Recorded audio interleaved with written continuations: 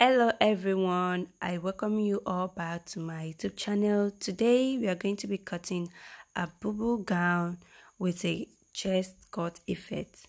So let's proceed in today's video. Please guys, if you are yet to subscribe to my channel, please do so by pressing the subscribe button, like, comment, share, and please don't forget to press the notification bell.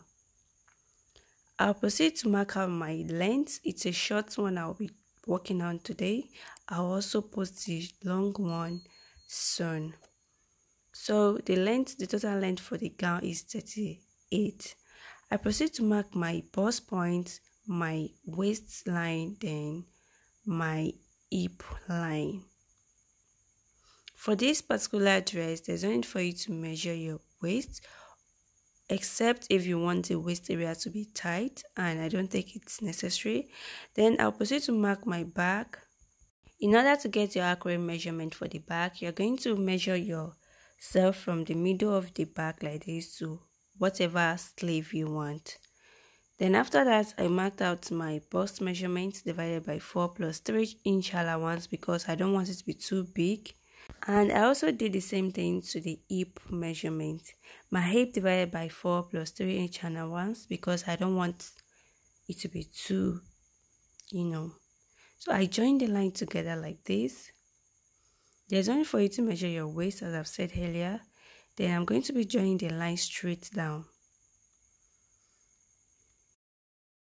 After I'm done joining the line, then I proceed to mark my round sleeve. I used 9 inches at first because I want to be adding a slope. I come down by 1 inch. Then I'm going to be joining everything like this in order to meet my marked line. In order to get your round sleeve, total round sleeve, measure your round sleeve where the sleeve will reach, then divide it by 2 and you're going to get exact what I'm doing here. Then curve that area like so in order to join the total line you've already measured out. 1 inch. Then I'm going to be doing it like this for the slope area.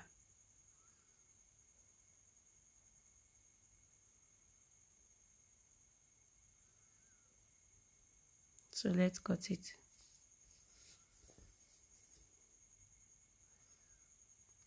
So this is where the work is. This particular area, it depends on your choice. For that part I use 3.5, then that I use 2 inch because I want what will go around it to be a bit wide. Then for the depth I use 7.5. You can use 8 if you want, but I think 7 inches or 7.5 is enough. Then I'm going to be joining the lines together like so. If you don't want your own to be this wide, you can as well, where I used to, you can use 1.5 or 1 inch. Then for that width, you can use 3 inches. After that, I went ahead to place the front part on the back one so I can trace the width like this. Then I come down by 1 inch.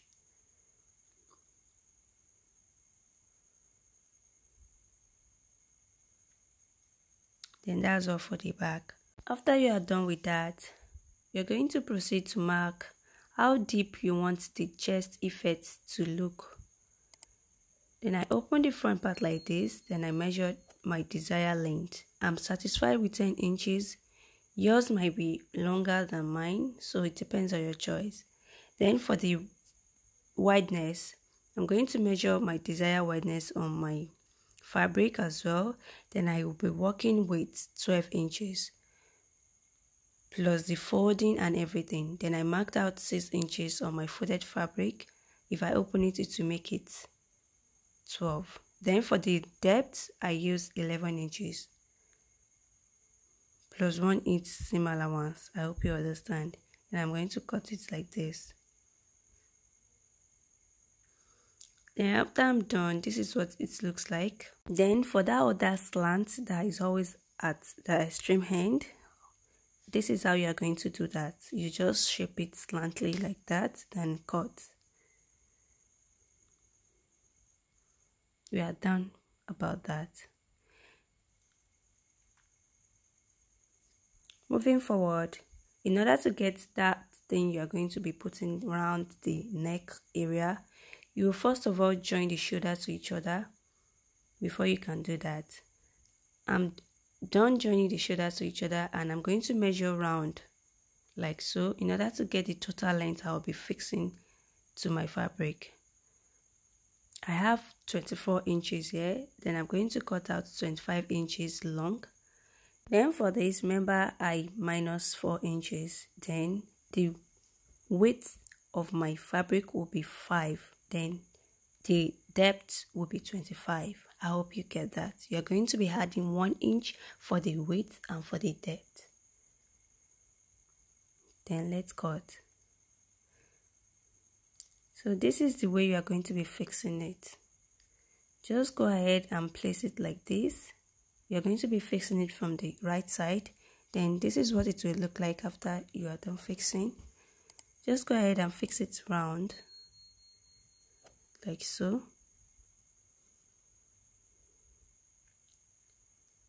Then this is mine after I'm done fixing it, looking exactly what I want. Then you're going to notch this and also this in order to get the middle part. Then place it with the notch area facing each other like so, and fold it like this. Stitch it with a matching thread. We are almost done, don't worry. You can as well use your pin to secure it if you don't want it to be moving around. So this is what we have, looking nice and neat. Go ahead and fold the rough edges at the sleeve side, fold that, and take in your desired allowance in order to make your dress. Thank you for watching.